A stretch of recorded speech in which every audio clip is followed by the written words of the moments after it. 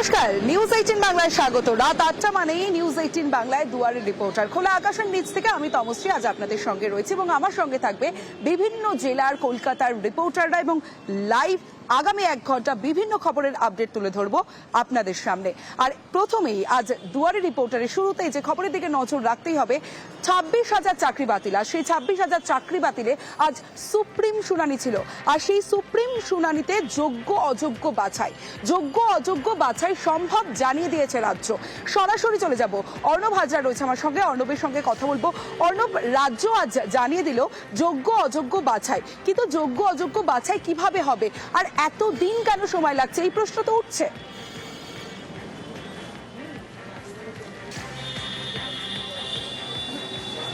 দেখো, প্রায় 22 লক্ষ পরীক্ষার্থী এই 4টে নিয়োগ প্রক্রিয়ায়, এবং সেই 22 লক্ষ ওএমআর অরিজিনাল কপি নেই, তার প্রকৃত মিরর ইমেজ নেই, এবং তার একটা যারা সংস্থা ছিল, মূল্যায়নকারী সংস্থা নায়েসা কমিউনিকেশন, তাদের এক্স এমপ্লয়ি পঙ্কজ বনসলের দিল্লি বা গাজিয়াবাদের অ্যাড্রেস থেকে সিবিআই উদ্ধার করেছে কিছু হার্ড ডিস্ক তথ্যগুলো। কাজেই এই তথ্যগুলো সত্য, প্রকৃতভাবে সেটা নিখুঁত কিনা তাই নিয়ে বারবার প্রশ্ন উঠেছে, তাই অনেকটা সময় নষ্ট হয়েছে। যদিও এই পর্যায়ে এসে প্রধান বিচারপতি সঞ্জীব খান্নার বেঞ্চ জানিয়ে দিয়েছে এই এভিডেন্সটা আদৌ কতটা মান্যতা তাকে দেয়া হবে, কতটা দেওয়া হবে না, এই পর্যায়ে অর্থাৎ 65B যে প্রশ্নটা আসছে সেটা সুপ্রিম কোর্ট এক্ষেত্রে বিবেচনায় আনবে না, যেহেতু রিট কোর্টে এই মামলা এই হিসেবে আসেনি। আপাতত সুপ্রিম কোর্ট স্পষ্ট জানিয়ে দিয়েছে পৃথকীকরণ যদি করা যায়, বৈধ অবৈধ বা তুমি যেমনটা বললে যোগ্য অযোগ্য, তাহলে অযোগ্যদের বাদ দিয়ে যোগ্যদের চাকরি রাখার বিষয়টা সুপ্রিম কোর্ট বিবেচনা করতে পারে। এসএসসি বলেছে এই পৃথকীকরণ করা সম্ভব। অন্যদিকে রাজ্য সায় বা সম্মতি দিয়েছে যদি এসএসসি পৃথকীকরণ করতে পারে বৈধ অবৈধ বা যোগ্য অযোগ্য, তাহলে রাজ্য সেখানে সম্মতি রয়েছে সুপ্রিম কোর্টে যেমনটা চাইছে। কিন্তু যে তথ্য প্রাথমিকভাবে সুপ্রিম কোর্টের সামনে এসছে সেক্ষেত্রে 5,000-এর কিছু বেশি কিন্তু অবৈধ বা অযোগ্য চাকরির একটা সংখ্যা, কিন্তু এই চাকরির সংখ্যা নিয়েও ধোঁয়াশা রয়েছে। কারণ প্রকৃত মামলাকারী কলকাতা যাদের মামলার প্রেক্ষিতে এই রায় হয় চাকরি বাতিলের, তারা বলছেন বিভিন্ন সময় এসএসসি যে হলফনামা দিয়েছে তাতে কারচুপি, ওএমআর, এছাড়া র্যাঙ্ক জাম্প সহ যাবতীয় চাকরির যে প্রকৃত সংখ্যাটা 9,000-এরও কিছু বেশি, সব মিলিয়ে এই সংখ্যা প্রকৃত অবৈধ বা প্রকৃত অযোগ্য কত তা যদি এসএসসির আজকে দাবি করা পৃথকীকরণ সেটা সম্ভব হয় সঠিকভাবে, তাহলে হয়তো এই অযোগ্যদের চাকরি যাবে, যোগ্যদের চাকরি হয়তো বহাল থেকে যাবে। কিন্তু এভিডেন্স অ্যাক্টে এই গাজিয়াবাদ থেকে উদ্ধার করা সিবিআইয়ের যে ডেটা সেটাকে মান্যতা আদালত দেবে কিনা সেই প্রশ্নটা এতদিন ধরে ঘুরপাক খাচ্ছিল, সেটা সুপ্রিম কোর্ট জানিয়ে দিয়েছে এই পর্যায়ে এসে তারা পরীক্ষাটা পুরো বাতিল হবে কিনা, যোগ্য অযোগ্য বাছাই করা যায় কিনা তার মধ্যেই সওয়ালটা রাখবে। সেই জায়গার জন্যই এতদিন যেটা আলোচনায় ছিল, সওয়ালে ছিল, জবাবে ছিল, সেটা একটা নিষ্পত্তির দিকে এগোচ্ছে এবং হয়তো 7ই জানুয়ারি সিবিআই এই মামলায় পরবর্তী শুনানিতে যদি এই সংক্রান্ত রিপোর্ট তুলে ধরে, সেক্ষেত্রে সিএফএসএল এর রিপোর্ট তুলে ধরে, সেক্ষেত্রে সুপ্রিম কোর্টে একটা 7ই জানুয়ারির দিকে অবশ্যই নজর রাখতে হবে। অশান্ত বাংলাদেশ, আর এই পরিস্থিতিতে বারবার আমরা একাধিক ভিডিও সোশ্যাল মিডিয়ায় ভাইরাল হয়েছে কলকাতা দখলের ভিডিও। আর সেই কলকাতা দখল কি আদতে জঙ্গি হামলা কলকাতায়, এই প্রশ্ন উঠছে। কারণ বাংলা থেকে 2জন জঙ্গি, বাংলাদেশি জঙ্গি গ্রেফতার, শুধু বাংলা থেকে না, অসম এবং কেরল থেকে আরো 3জন, অর্থাৎ গোটা দেশে এখনো পর্যন্ত 5জন বাংলাদেশিকে, দুষ্কৃতীকে গ্রেফতার করা হয়েছে, জঙ্গিকে গ্রেফতার করা হয়েছে। কিন্তু কেন এই প্রশ্নটা আসছে জানবো। সরাসরি চলে যাব, প্রণব বন্দ্যোপাধ্যায় রয়েছে আমার সঙ্গে। প্রণব, একাধিক ভিডিও ভাইরাল হয়েছে কলকাতা দখলের ভিডিও, আর তারপর থেকে এই প্রশ্নটাই আসছে যখন একের পর এক জঙ্গি গ্রেফতার হচ্ছে যে এই কলকাতা দখল কি আদতে জঙ্গি হামলা কলকাতাতে?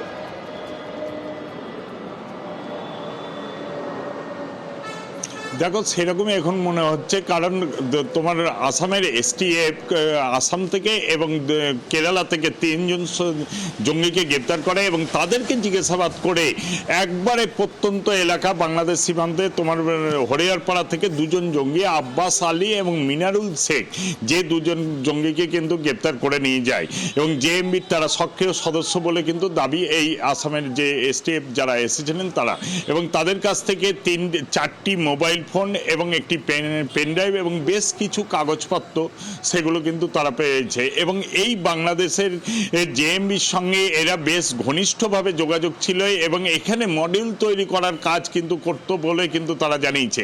যদিও তোমার আব্বাস আলী সে একটি মাদ্রাসা পরিচালনা করত, মাদ্রাসার শিক্ষক ছিল, এর আগে মাদক কেসে সে বেশ কিছুদিন জেল কেটেছে, তারপরে কিন্তু ফিরে এসে তারপরে মাদ্রাসাতে মনোনিয়োগ করেছিল এবং এই মাদ্রাসাতে তোমার সানারুল শেখ তারই কিন্তু ছেলে একজন পড়াশোনা করতো এবং সকালবেলাতে আসতো এবং সন্ধ্যাবেলাতে ফিরে যেত। বাইরের লোকজনের সঙ্গে সেভাবে কিন্তু ঘোরাফেরা করতো না, সেখানেই কিন্তু সন্দেহ হচ্ছে এলাকার মানুষজন। তবে তারা যে জঙ্গি সেটা কিন্তু মানতে চাইছে না তাদের পরিবারের লোকজন এবং সেই কারণেই কিন্তু তারা চাইছেন যে তদন্ত করুক, তাদের ছেলেরা কিন্তু নির্দোষ সেটা প্রমাণিত হবে। তবে একটা কথা বলে রাখা ভালো, এই মুর্শিদাবাদে এর আগেও তোমার খাগড়াগড় বিস্ফোরণ কাণ্ডের সময়তে এবং তোমার যে গোয়া বিস্ফোরণ হয়েছিল সেই সময় জেএমবি সক্রিয় সদস্যদেরকে গ্রেপ্তার হয়েছিল একাধিক এবং এই জেএমবির মডিউল তোমার লালগোলা থেকে আরম্ভ করে শামশেরগঞ্জ থেকে শুরু করে বেলডাঙ্গায় বিভিন্ন জায়গাতে কিন্তু মডিউলের তোমার চালানো হতো এবং বেশ কয়েকজন জঙ্গিকে গ্রেপ্তার করা হয়েছিল। এবং বাংলাদেশের উদ্বুদ্ধ পরিস্থিতির ওপর একবারে সীমান্তবর্তী এলাকায় এই যে তোমার নিশ্চিন্তপুর এবং তোমার দুজন জঙ্গিকে গ্রেপ্তার করেছে, তারাও যে বাংলাদেশের জেএমবির সঙ্গে তোমার যুক্ত ছিল এবং এখানে যে মডিউল আস্তে আস্তে তৈরি করছিল সে ব্যাপারে কিন্তু একবারে কিন্তু না করে দেওয়া যাচ্ছে না এবং তাদের সন্দেহে সেই কারণে 2 জনকে গ্রেপ্তার করছে এবং এই ঘটনার সঙ্গে এদের সঙ্গে কারা কারা যোগাযোগ রাখতো এবং জঙ্গি হামলা এই প্রশ্নই এখন উঠছে কারণ একাধিক জঙ্গি গ্রেফতারের পর।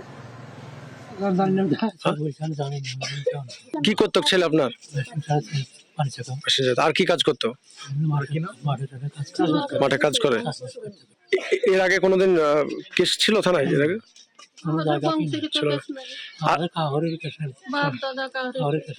আর কি কাজ করতো? কোনো মাদ্রাসায় পড়াশোনা করাতো বাচ্চাদের? আব্বাসের সঙ্গে মাদ্রাসায় থাকতো বলছে। কার সঙ্গে পড়াতো? ওই আব্বাস শেখের সঙ্গে কি সম্পর্ক ছিল?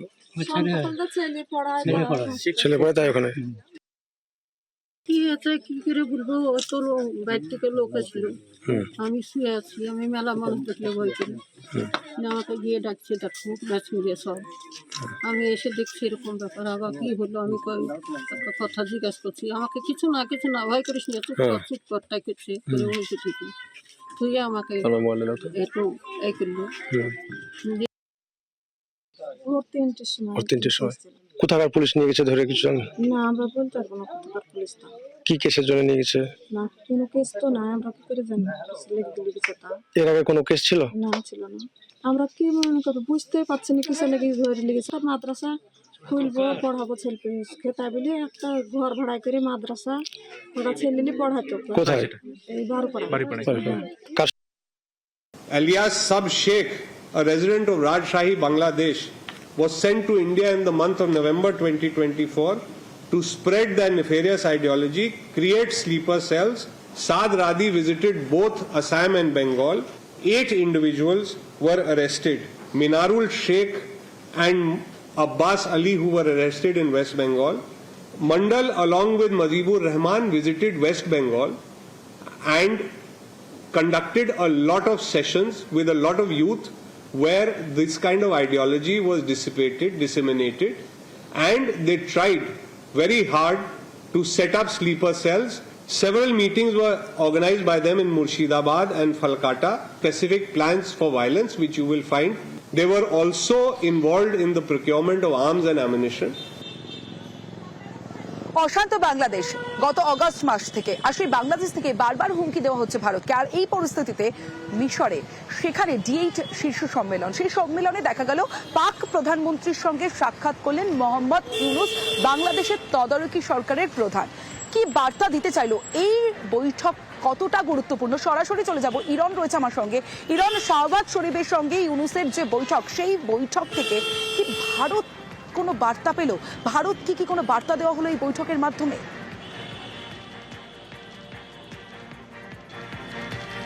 দেখো, এই বৈঠক খুব গুরুত্বপূর্ণ এবং তাৎপর্যপূর্ণ। D8 এই সম্মেলন মিশরের কায়রোয় হচ্ছে এবং এই সম্মেলনে যোগ দিতে মূলত যে মুসলিম রাষ্ট্রগুলো রয়েছে তারাই যোগ দিতে গেছে। সেখানে তুরস্ক রয়েছে, সেখানে পাকিস্তান রয়েছে, বাংলাদেশ রয়েছে। এই বৈঠকে যখন হচ্ছে সেখানে কিন্তু পাকিস্তানের প্রধানমন্ত্রী তার সঙ্গে শাহবাজ শরীফের সঙ্গে বৈঠক করলেন বাংলাদেশের অন্তর্বর্তীকালীন প্রধানমন্ত্রী মোহাম্মদ ইউসুফ। যেটা জানা যাচ্ছে এই বৈঠকে উপস্থিত ছিলেন ইরানের রাষ্ট্রপতিও এবং মূলত এই বৈঠকে পারস্পরিক অর্থনৈতিক সহযোগিতার বা বিষয়ে আলোচনা করা হয়েছে। তবে শুধু অর্থনৈতিক সহযোগিতার করার দিক যেমন রয়েছে এবং বর্তমান যে বাংলাদেশের পরিস্থিতি সেটা গোটা বিশ্বের কাছে সবার জানা, তো সেই পরিস্থিতি নিয়ে নিশ্চয়ই কোথাও একটা বার্তা থাকবে, আলোচনা হচ্ছে, এটা যেমন বোঝা যাচ্ছে। এবং পাশাপাশি কোথাও গিয়ে একটা বার্তা স্পষ্ট হচ্ছে যে এই মুহূর্তে ভারতের শত্রু যদি জিজ্ঞেস করা হয় তাহলে এক কথায় সবাই বলবে পাকিস্তান। তো সেই ভারতের শত্রু পাকিস্তানকে নিজেদের মিত্র বানানোর চেষ্টায় বাংলাদেশ, এরকমটাই কিন্তু কূটনৈতিক মহল ধারণা করছেন। কারণ ভারতের সঙ্গে যেহেতু পাকিস্তানের সম্পর্ক ভালো নয়, সেই জায়গা থেকে দাঁড়িয়ে পাকিস্তানের সঙ্গে বাংলাদেশ তাদের সুসম্পর্ক স্থাপন করার চেষ্টা করছে এবং সেখানেই অর্থনৈতিক পারস্পরিক বোঝাপড়া সহযোগিতার কথা সামনে আসছে।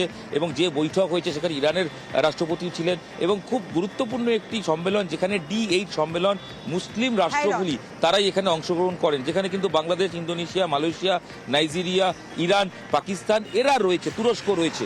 সেখানের মতো বৈঠকে গিয়ে সবার বৈঠকের আলাদা করে, সেই বৈঠক ছাড়াও আলাদা করে পাকিস্তান প্রধানমন্ত্রীর সঙ্গে ইউনূসের যে বৈঠক, শাহবাজ শরীফের সঙ্গে বৈঠক খুব তাৎপর্যপূর্ণ এবং একটা বার্তা অবশ্যই থাকছে যে ভারত বিরোধী পাকিস্তান, তার সঙ্গে বন্ধুত্ব, তার সঙ্গে সম্পর্ক ক্লোজ হবার মানেই বোঝা যাচ্ছে যে ভারতের সঙ্গে হয়তো বাংলাদেশ দূরত্ব আরও বাড়ানোর চেষ্টা করছে এবং ইতিমধ্যেই ভারত বিরোধী বিভিন্ন কথাবার্তা অন্তর্বর্তী সরকারের তরফ থেকে বিভিন্ন জায়গা থেকে তো প্রকাশ্যে এসছে। সেই পরিস্থিতিতে কিন্তু এই বৈঠক গুরুত্বপূর্ণ এবং ভারতের কাছে একটা নির্দিষ্ট বার্তাও বটে, যেটা কারণ একদিকে যখন শাহবাজ শরীফের সঙ্গে বৈঠক করছেন ইউনূস, ঠিক সেই সময় আবারও ঢাকার পাকযোগ।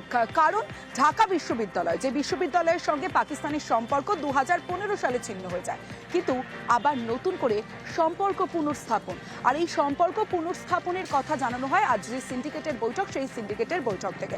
সরাসরি চলে যাব, ইরন রয়েছে আমার সঙ্গে। ইরন, এই যে পুনর্স্থাপন করা হলো সম্পর্ক নতুন করে, যে সম্পর্ক 2015 সালে ছিন্ন হয়েছিল, এটা কি ভারতের জন্য কোথাও একটা অস্বস্তির কারণ?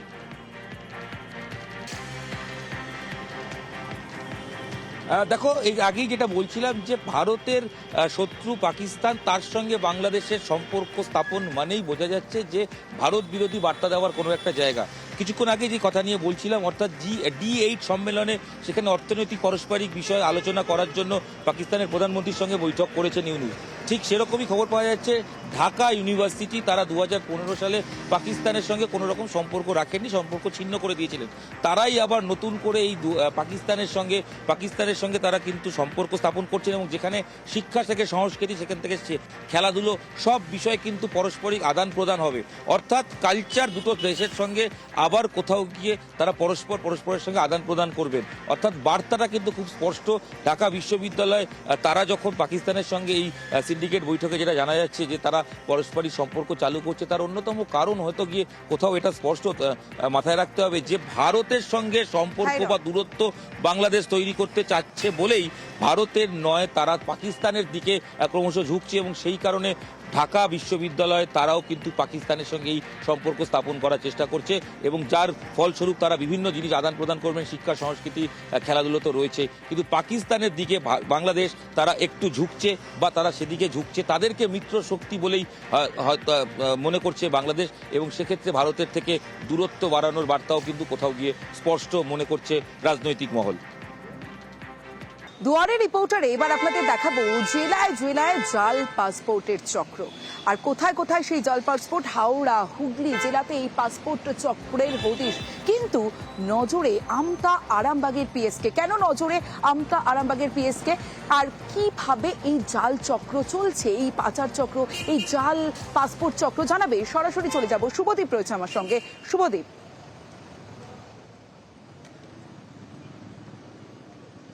একেবারেই দেখো তমশ্রী, আরামবাগের যে আরামবাগ এবং আমতায় যে পাসপোর্ট সেবা কেন্দ্র রয়েছে পোস্ট অফিসের, সাব ডিভিশনাল যে হেড পোস্ট অফিস, সেই পোস্ট অফিসের মধ্যেই একটি শাখা রয়েছে পাসপোর্ট সেবা কেন্দ্র। সেখান থেকেই এই পাসপোর্ট তৈরি হয়। পাসপোর্ট তৈরির জন্য প্রথমে যেটা করতে হয়, অনলাইনে আবেদন করতে হয়। তারপর এই পাসপোর্ট সেবা কেন্দ্র থেকে কিন্তু দুটো ডেট দেওয়া হয়, সেই ডেটে গ্রাহককে আসতে হয়। সেখান থেকে সমস্ত নথিপত্র কিন্তু এখানেই ভেরিফিকেশন করা হয়। তারপর কিন্তু কলকাতার যে মূল পাসপোর্টের যে অফিস রয়েছে সেখানে পাঠিয়ে দেওয়া হয় ওই নথিপত্র। তারপর সেখান থেকে পাঠানো হয় জেলা পুলিশের কাছে। পুলিশের ডিআইবির তরফ থেকে কিন্তু ভেরিফিকেশন করার নিয়ম রয়েছে। কিন্তু তার মধ্যেও যে গোয়েন্দা বিভাগ, কলকাতা পুলিশের গোয়েন্দা বিভাগ একাধিক যে ভুয়ো পাসপোর্টের হদিশ পেয়েছে, সেটা কিভাবে হচ্ছে তা কিন্তু নজরে রয়েছে গোয়েন্দা বিভাগের। কারণ পুলিশি ভেরিফিকেশন কিভাবে হচ্ছে সেটা নিয়েও প্রশ্ন থাকছে। কারণ দেখো, পাসপোর্ট তৈরির জন্য দুটো প্রতিবেশীর নাম্বার দিতে হয়, ফোন নাম্বার, যেটা রক্তের সম্পর্কের বাইরের কোনো প্রতিবেশীর নাম্বার দিতে হয়। সেই নাম্বারে ফোন করে কিন্তু এলাকায় গিয়ে ভেরিফিকেশন করার কথা, কিন্তু আদৌ কতটা ভেরিফিকেশন করা হচ্ছে সেই নিয়ে একটা প্রশ্ন থেকেই যাচ্ছে। কারণ একাধিক প্রায় হাজার হাসিনা সরকার পতনের পর থেকে বাংলাদেশে যে উত্তাল পরিস্থিতি চলছে, সেই উত্তাল পরিস্থিতির পরেই কিন্তু প্রায় হাজারখানেক জাল পাসপোর্টের হদিশ কিন্তু পেয়েছে কলকাতার গোয়েন্দা বিভাগ। জেলায় জেলায় জাল পাসপোর্টের জাল একের পর এক খবর উঠে আসছে বিভিন্ন জেলা থেকে, আর এই নিয়ে রাজনৈতিক তরজাও তুঙ্গে। আমি অবিলম্বে এই মামলা এনআইএ এবং ইডিকে নিতে বলবো। এটা একটা বড় চক্র। পশ্চিমবঙ্গের ডেমোগ্রাফি বদলে যাচ্ছে। এই চক্রের জন্য যেই থাকুক, যারাই যুক্ত থাকুক, তাদেরকে হেমাতে অ্যারেস্ট করা উচিত। পশ্চিমবঙ্গ সীমান্ত রাজ্য, সীমান্তটা পাহারা দেওয়ার কথা কার? বিএসএফ এর, অমিত শাহ, কেন্দ্রীয় সরকারের। তারা পাহারা দেয় না, সেই জন্যই অনুপ্রবেশগুলো ঘুরছে। আর ঢুকলে তো প্রথম রাজ্যটা পশ্চিমবঙ্গই পড়ছে এপাশ থেকে। সীমান্ত পাহারা যদি গাফিলতি হয় বিএসএফ এর দায়িত্ব। এবার নদিয়ার দিকে নজর রাখতেই হবে, কারণ 4 বাংলাদেশি অনুপ্রবেশকারীকে গ্রেফতার করা হয়েছে এবং 2জন দালালকে গ্রেফতার করা হয়েছে। একের পর এক যখন জাল পাসপোর্টের খবর আমরা দেখাচ্ছি, বিভিন্ন জেলা থেকে যখন এই খবর উঠে আসছে, তখন অনুপ্রবেশকারীরাও গ্রেফতার হচ্ছে। সরাসরি চলে যাব, রঞ্জিত রয়েছে আমার সঙ্গে। রঞ্জিত, তদন্তে কি উঠে আসছে, কি জানা যাচ্ছে?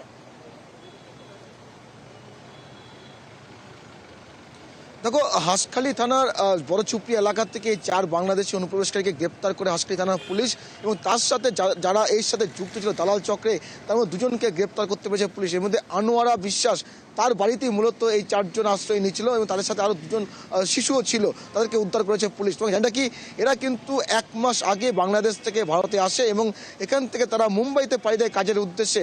এবং পুলিশ দাবি করছে যে তাদেরকে বোঝানো হয়েছে, তাদেরকে বলা হয়েছিল যে 1 মাস তারা বাইরে থাকার পরে তাদের এখানে চলে আসতে, কারণ তাদের যে ভারতীয় নথিপত্র সেটা তারা তৈরি করে দেবে, দালাল যারা রয়েছে তারা তৈরি করে দেবে।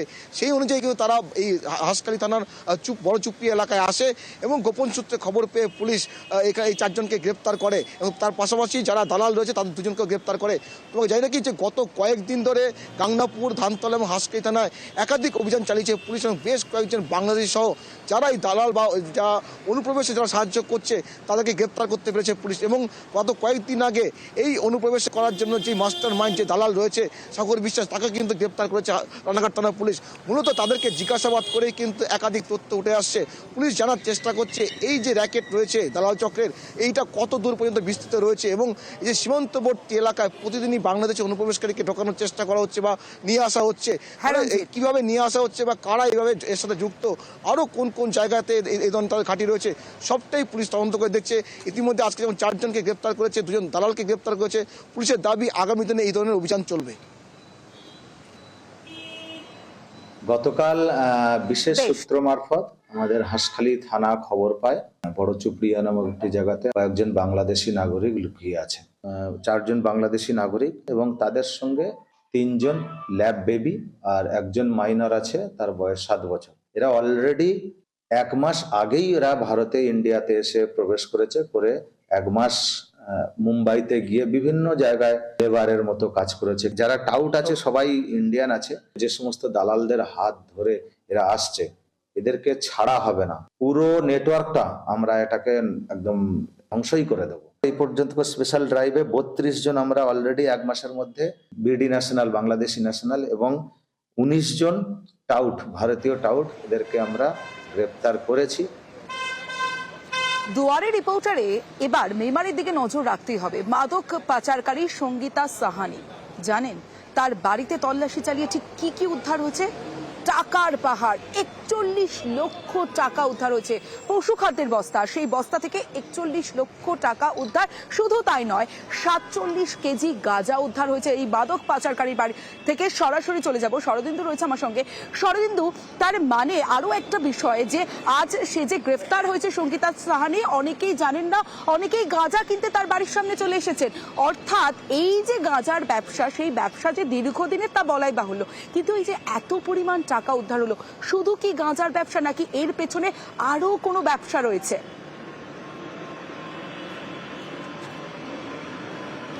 দেখো, যেটা পুলিশ প্রাথমিক তদন্তের পর পুলিশ সূত্রে যেটা জানা যাচ্ছে যে শুধু যে একদম খুচরো বিক্রেতা ছিলেন তাই নয়, এবং বড় পরিমাণেও অন্য অন্য জেলায় এই গাঁজা পাচার হতো।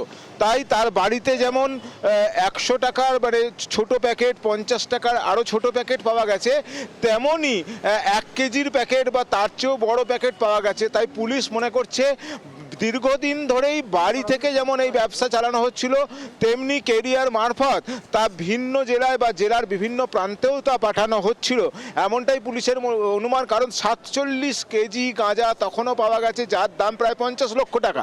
এছাড়াও 41 লক্ষ টাকা পাওয়া গেল বাড়ির বেসমেন্ট থেকে। এবং দীর্ঘদিন থেকেই যে এটা চলছে এবং অনেকেই যে আসতো তার প্রমাণ আজকে আমরা পেলাম। কারণ দেখলাম যে অনেকেই জানতে পারেননি যে ইতিমধ্যেই সঙ্গীতা সাহানি গ্রেপ্তার হয়ে গেছে এবং সেই বাড়ি সিল করে দেওয়া হয়েছে। তা সত্ত্বেও অনেককেই দেখা গেল তারা গাঁজা কিনতে আসছে এবং আমাদের ক্যামেরা দেখে তারা ছুটে পালিয়ে যাচ্ছে।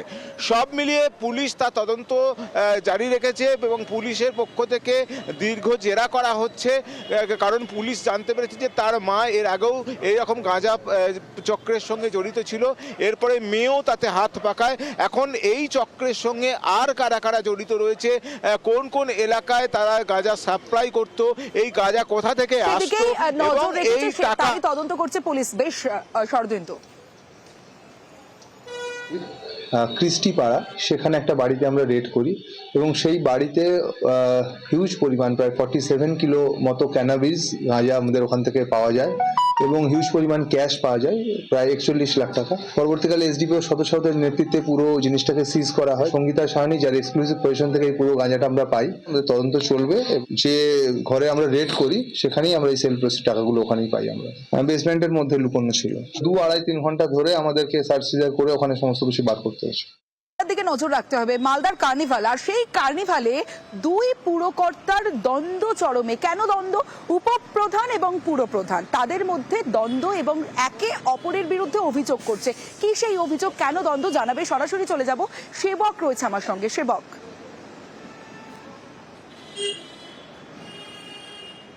একদমই দেখো, তৃণমূল পরিচালিত পুরাতন মালদা পুরসভা, এখানকার বোর্ডের চেয়ারম্যান এবং ভাইস চেয়ারম্যানের মধ্যে দ্বন্দ্ব প্রকট কার্নিভালকে কেন্দ্র করে। আগামী 30, 31 এবং 1 রাজ্যের অন্যান্য অনেক শহরের মতো পুরাতন মালদাতেও কার্নিভাল আয়োজন করছে পুরসভা এবং কার্নিভাল উদযাপন কমিটি। আর এর মধ্যেই কার্নিভালকে কেন্দ্র করে প্রচুর টাকা তোলা হচ্ছে, যার কোনো হিসেব থাকছে না। পুরাতন মালদা পুরসভার নামে টাকা তোলা হচ্ছে।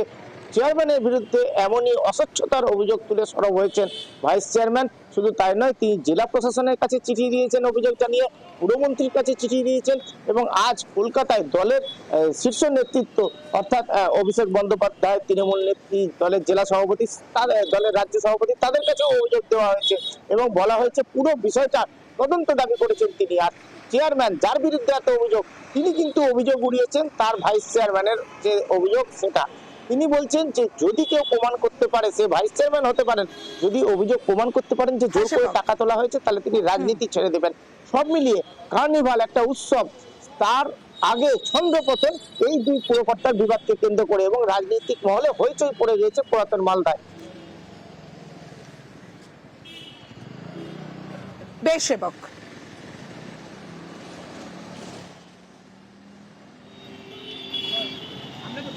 2023-এর সেপ্টেম্বর আর 2023 সেপ্টেম্বরে আমরা একটা খবর দেখিয়েছিলাম, কি সেই খবর? বাঁকুড়ার খবর, যেখানে দেওয়াল চাপা পড়ে 3 শিশুর মৃত্যু হয়েছিল।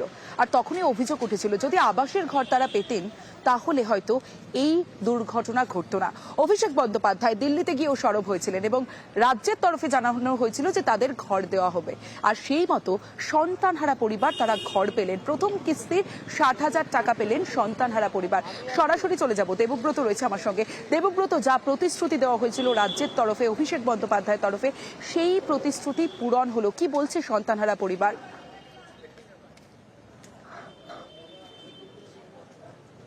একেবারে দেখো, সন্তানহারা পরিবারের মনে একটু হলেও খুশি, কারণ তারা জানাচ্ছেন তাদের সন্তান তো আর ফিরে পাবে না। সন্তান হারার যে কষ্ট সেটা রয়েই যাবে, তবে তারা এবার ঘর করতে পারবেন।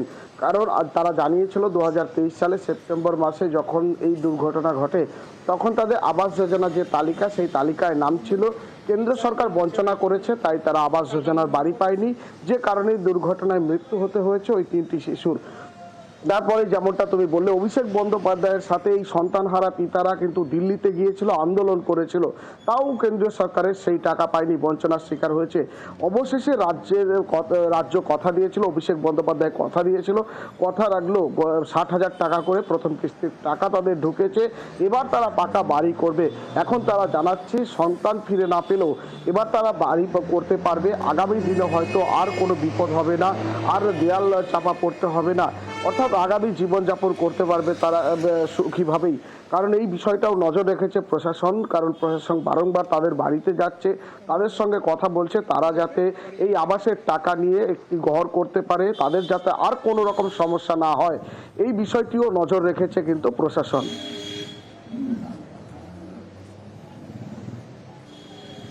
বেশ, একদিকে দেখলেন বাঁকুড়ার খবর, যেখানে সন্তানহারা পরিবার তারা আবাসের ঘর পেলেন। অন্যদিকে তমলুকের দিকে নজর রাখবো, সেখানে যোগ্য হওয়া সত্ত্বেও তালিকায় নাম নেই তৃণমূল কর্মী।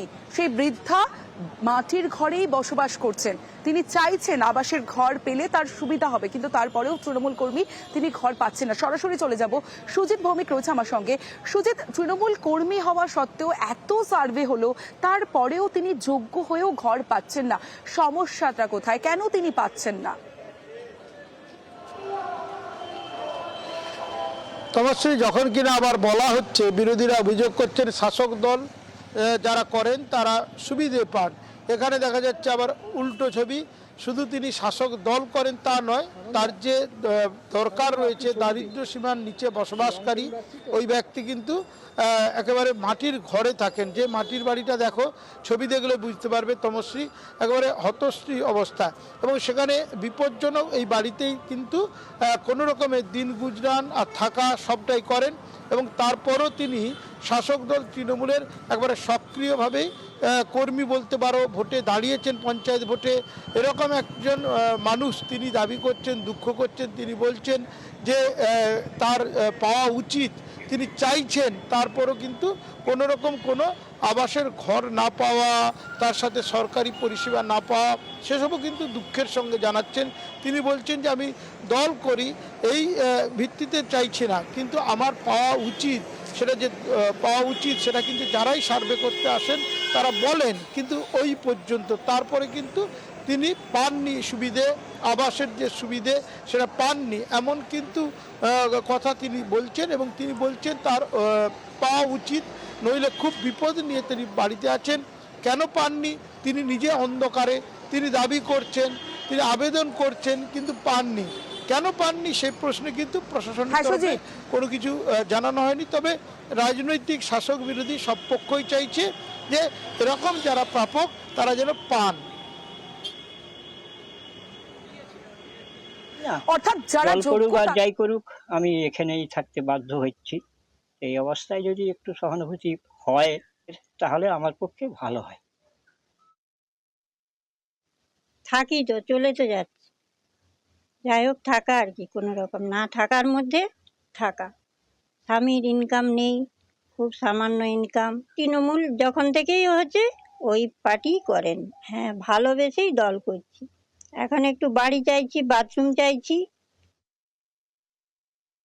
আমি 24 ঘন্টার মধ্যে খোঁজ নিচ্ছি, যদি সত্যি হয় নিশ্চিত বিডিও সাহেবকে, নিশ্চয়ই ডিএম সাহেবের দৃষ্টি আকর্ষণ করব কেন এটা ন্যায়সঙ্গত পায়নি? সে যে পার্টির সকলেই পাচ্ছে, এখানে তো কোনো দল দেখার কোনো অবকাশ নেই। এবার পুরুলিয়া ছবিটা দেখাবো। ছিল জলাশয়, হয়ে গেল মাঠ। পুরুলিয়া পুরসভার ৮ নম্বর ওয়ার্ড, সেখানে এভাবেই জলাশয় বুঝিয়ে মাঠ তৈরি করা হয়েছে। জমির মালিকের বিরুদ্ধে অভিযোগ রয়েছে, কিন্তু তিনি অভিযোগ অস্বীকার করছেন। কিন্তু প্রশাসনের চোখে আঙুল দিয়ে ঠিক কিভাবে সম্ভব এটা? সরাসরি চলে যাব, ইন্দ্রজিৎ রয়েছে আমার সঙ্গে। ইন্দ্রজিৎ, ৮ বিঘা জলাশয় এভাবে ভরাট হলো, প্রশাসন দেখতে পেল না, কিভাবে সম্ভব সেটার? তিনি কি কোনো প্রভাবশালী, যে কারণে কি প্রশাসন জেনেও চুপ?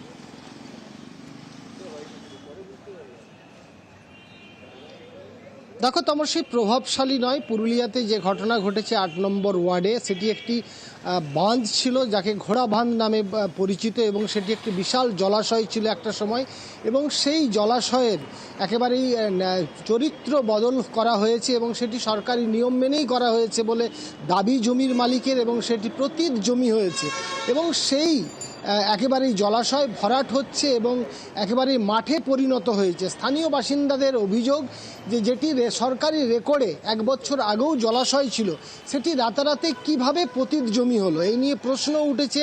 ভূমি সংস্কার দপ্তরের বিরুদ্ধে অভিযোগ করছে সাধারণ মানুষ চাইছে যে এই জলাশয়গুলি যেভাবে একের পর এক নষ্ট হচ্ছে বা হারিয়ে যাচ্ছে, বা সেগুলোকে ভরাট করে বাড়ি তৈরি হচ্ছে, বিক্রি করে দেওয়া হচ্ছে, এর প্রতি প্রশাসন নজর নিয়ে আসুক। হাসনাবাদের গৌড়েশ্বর ব্রিজের ছবিটা আপনাদের দেখাবো। গৌড়েশ্বর ব্রিজ, যে ব্রিজে রাত হলে কোনো আলোর ব্যবস্থা নেই, এভাবেই যাতায়াত করেন সেখানকার মানুষজন। শুধু গাড়ির লাইট ছাড়া সম্ভব নয় যাতায়াত করার, কারণ ব্রিজে একটাও আলো নেই।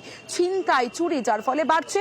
কিন্তু কেন বিদ্যুৎ নেই, কেন কোনো আলো নেই এই ব্রিজে? সরাসরি চলে যাব, অনুপম রয়েছে আমার সঙ্গে। অনুপম, একটা ব্রিজ আছে যেখানে প্রচুর মানুষ যাতায়াত করেন, কিন্তু কোনো আলোর ব্যবস্থা নেই। এই আলো লাগানোর দায়িত্ব কার? কেন আলো লাগানো হচ্ছে না?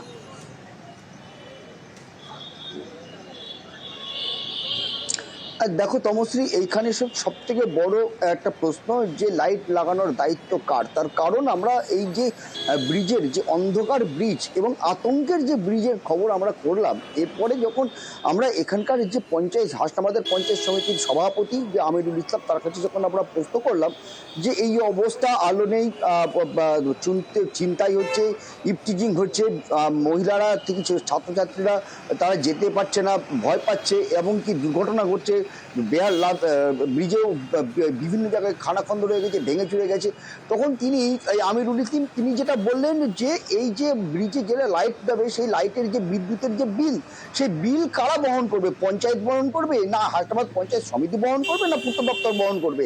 এইটা নিয়ে একটা টানাপোড়েন। আর এই টানাপোড়েনের মাঝখানে একদিকে যেমন হিঙ্গলগঞ্জ, আর একদিকে হাসনাবাদের কয়েক লক্ষ মানুষের কিন্তু একদম ভোগান্তির চরম পর্যায়ে গিয়ে পৌঁছিয়েছে। তার কারণ রাত হলেই, সন্ধ্যের পরেই, অন্ধকার ঘনিয়ে গেলেই একটা বেশ বোঝাই যাচ্ছে, অর্থাৎ দ্রুত এই ব্রিজে আলো লাগানো হোক, প্রত্যেকেই সেটাই চাইছেন। ধন্যবাদ। হরেন বাজে আমরা ছাড়াও পাইনি, যেতে খুব অসুবিধা লাগে। এখানে কোনো আলো নেই, কোনো অন্ধকারের ভিতরে আমরা যেতে পারিনি, যাতায়াতের খুব রিস্ক হয়, চুরি হয়, ছিনতাই হয়, বহুত কিছু হয় এখানে। বিরাট অবস্থা খারাপ, আর এরকম অন্ধকারে তো চলা যায় না, আমাদের অসুবিধা হয়। আমাদের কন্ট্রাক্টর লাইটগুলো খাটিয়েছিল নিম্নমানের, লাইটগুলো খারাপ হয়েছে, এটা বাস্তব ঘটনা। তো লাইটটা প্রয়োজন আছে। ইলেকট্রিক বিল এটা কে দেবে? পঞ্চায়েত দেবে, পঞ্চায়েত সমিতি কি পিডব্লিউডি? সেইটা নিয়ে একটু ধোঁয়াশা আছে। সরকারি আধিকারিকদের সাথে কথা বলে যাতে লাইটটা খাটানো যায়, নিশ্চয়ই ব্যবস্থা করা হবে। ব্রিজে যে ফুটপাথ, ওগুলো কিছু খারাপ হয়েছে, নিম্নমানের কাজ হয়েছিল, কিছু কিছু লোকালোক চুরি করে নিয়ে যাচ্ছে, ওগুলো আবার নতুন করে খাটাতে হবে। এ তো গেল হাসনাবাদের ছবি। এবার জলপাইগুড়ির যমুনা সেতুর ছবিটা দেখুন। ছবি দেখলেই বুঝতে পারবেন যে লোহার সেতুর কি বেহাল অবস্থা, জরাজীর্ণ। এভাবেই প্রতিদিন শয়ে শয়ে মানুষ ঝুঁকির যাতায়াত করেন, কোনো রক্ষণাবেক্ষণ নেই। সরাসরি চলে যাব, শান্তনু রয়েছে। শান্তনু, কতদিন ধরে এই পরিস্থিতি? কেন রক্ষণাবেক্ষণ হয় না এই গুরুত্বপূর্ণ ব্রিজের? দেখো, প্রায় 50 বছর আগে কিন্তু এই সেতুটি তৈরি করা হয়েছিল, কিন্তু যেটা অভিযোগ যে সেতুটি তৈরির পর থেকে কোনো রকমভাবে এর রক্ষণাবেক্ষণের কোনো দায়িত্বই নেই। প্রশাসনের আধিকারিকদেরকে এরা একাধিকবার জানিয়েছেন, কারণ এটা দুটো গ্রাম পঞ্চায়েতের মধ্যে প্রায় 10টি গ্রামের মানুষ কিন্তু এই সেতুটির উপর নির্ভরশীল। যমুনা নদী অত্যন্ত গুরুত্বপূর্ণ একটি নদী, যে নদী বাংলাদেশে গিয়ে মিশেছে। সেই নদী কিন্তু বর্ষায় উত্তাল হয়ে ওঠে, সেই সময় যখন এই এলাকার মানুষজন এই নদীর উপর দিয়ে যাতায়াত করেন। পাশাপাশি এই সময়টাতে যখন শীতকাল থাকে, নদীর জল কম থাকে, কিন্তু এই সেতুটি হচ্ছে বর্ষা, কারণ এই দীর্ঘ নদীর মধ্যে দিয়ে যাতায়াতের অন্যতম একটি মাত্র সেতু এই এলাকার বাসিন্দাদের। দুটো গ্রাম পঞ্চায়েত এলাকা পড়ছে, দুটো হাই স্কুল রয়েছে, একাধিক প্রাইমারি স্কুল রয়েছে এবং স্বাস্থ্যকেন্দ্র থেকে শুরু করে সমস্ত রকম পরিষেবাই কিন্তু এই সেতুকে উপর নির্ভরশীল। কিন্তু দেখা যাচ্ছে এই সেতুটিকে সংস্কার করার কোনো রকম পদক্ষেপ হচ্ছে না। সেতুটির যদি তুমি ছবি দেখো, দেখতে পারবেন যে হাড় ঝিরঝিরে একটি অবস্থা হয়েছে। নিচের সেতুর যে পিলার রয়েছে সেটি কিন্তু ক্ষয়ে গেছে এবং সেই পিলারের অংশ ভেঙে পড়ে যে কোনো সময় বড় সড়ো রকমের দুর্ঘটনা হতে পারে, দুর্ঘটনায় প্রাণহানির ঘটনাও ঘটতে পারে, এরকম একটা আশঙ্কা তৈরি হয়েছে। এবং শুধু এই আশঙ্কা নয়, আবার যদি খুব দ্রুত যদি এই সেতু সংস্কার না হয়ে হয় তাহলে আরো বড় দুর্ঘটনা যে কোনো মুহূর্তে ঘটতে পারে। তাই আমরা প্রশাসনের দৃষ্টি আকর্ষণ করছি, যত দ্রুত সম্ভব এই সেতু সংস্কার করা হোক। আমরা নজর রাখবো, পরবর্তীতেও এই খবর আমরা দেখাবো। অন্যদিকে ধূপগুড়ির দিকে নজর রাখবো। মুখ্যমন্ত্রী মমতা বন্দ্যোপাধ্যায় তিনি বারবার বলেছেন, বারবার নির্দেশ দিচ্ছেন, তারপরেও ধূপগুড়ি পুরসভার ছবিটা কিন্তু বদলায়নি। পিএইচির জল, সেই জল এখনো পর্যন্ত চুরি চলছে। তাই ধূপগুড়ি পুরসভার আধিকারিকরা তারা অভিযান চালালেন, বিভিন্ন জায়গায় অভিযান চালালেন এবং পুলিশকে সঙ্গে নিয়েই অভিযান চালালেন। সরাসরি চলে যাব, রকি চৌধুরী রয়েছে আমার সঙ্গে। রকি, এই যে অভিযান চালানো হলো তাতে কি হলো, মানে কিছু কি পাওয়া গেল? কারণ বাজেয়াপ্ত করা হয়েছে, একাধিক বিষয়ে বচসা হয়েছে, কাদের সঙ্গে এই বচসা হলো পুরো আধিকারিকদের, ঠিক কি হয়েছিল?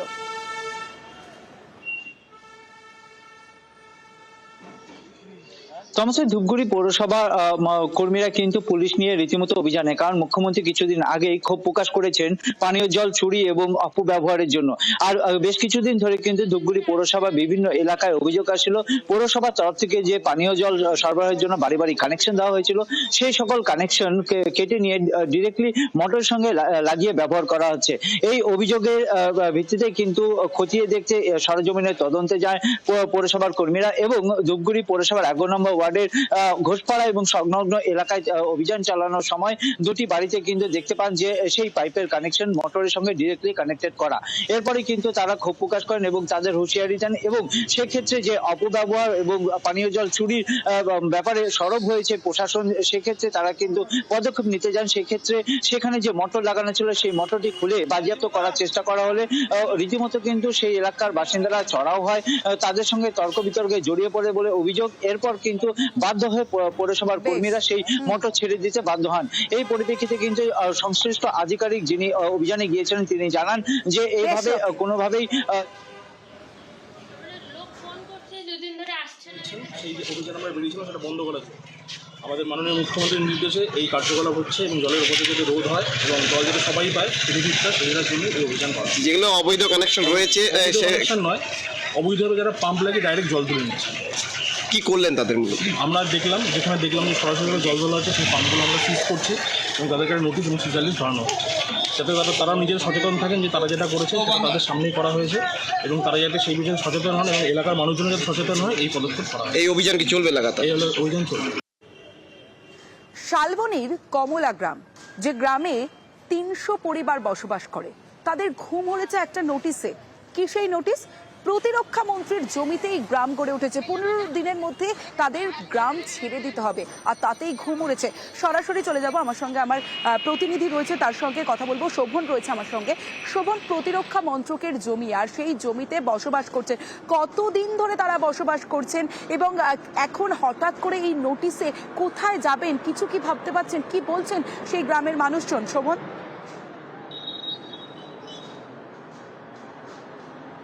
দেখো তমশ্রী, গ্রামের মানুষরাও একেবারেই হতাশ হয়ে পড়েছেন এই নোটিশ পাওয়ার পরে। গত 29শে নভেম্বর এই নোটিশ ইস্যু করা হয় প্রতিরক্ষা মন্ত্রকের তরফে এবং সেই নোটিশ হাতে পাওয়ার পরে কিন্তু গ্রামবাসীরা একেবারে হতাশ হয়ে পড়েছেন এবং তারা যথারীতি আতঙ্কিত হয়ে পড়েছেন।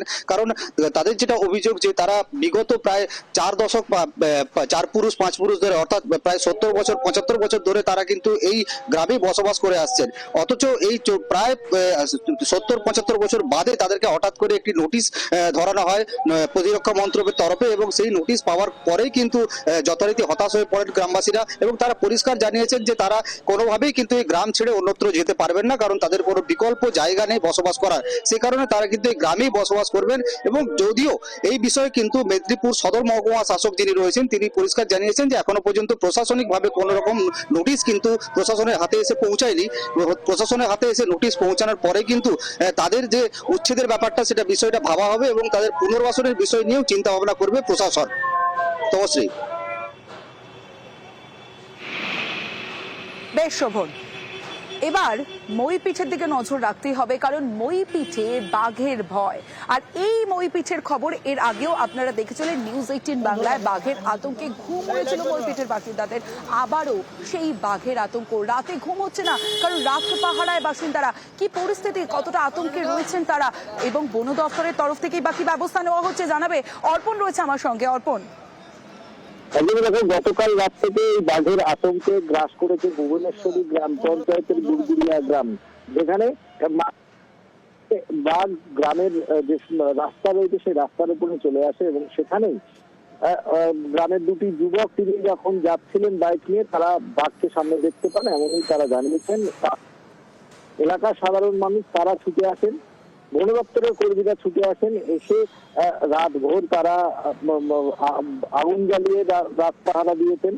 সকাল থেকে বন দপ্তর গ্রামবাসীদের উদ্যোগে তারা যে জঙ্গল রয়েছে, গ্রাম সংলগ্ন যে জঙ্গল রয়েছে সেই জঙ্গলের সার্চ অপারেশন চালান, এবং সেই সার্চ অপারেশন চালানোর পরে বন দপ্তরের আধিকারিকরা তারা জানিয়েছেন যে বাঘ তার নিজের জঙ্গলে আত্মরক্ষে ফিরে গেছে। তবে এলাকার মানুষের যেটা জানাচ্ছেন যে মাঝে মধ্যেই বাঘ তারা নদীর সাথে তারা চলে আসছেন, এবং তারপরে ইচ্ছা মতো সে ফিরে যাচ্ছে। তবে এক্ষেত্রে বাঘ আদৌ জঙ্গলে ফিরেছে কিনা তা নিয়ে গ্রামবাসীদের সন্দেহ রয়েছে। তবে বন দপ্তরের তরফ থেকে জানানো হয়েছে যদি তারা বাঘের কোনো রকম অবস্থান বুঝতে পারে সরাসরি তারা স্থানীয় থানাতে জানাবেন, বা বন দপ্তরে জানালে তারা আবার ঘটনাস্থলে এসে সেই জঙ্গল তারা পরিদর্শন করবেন। বেশ অর্পণ।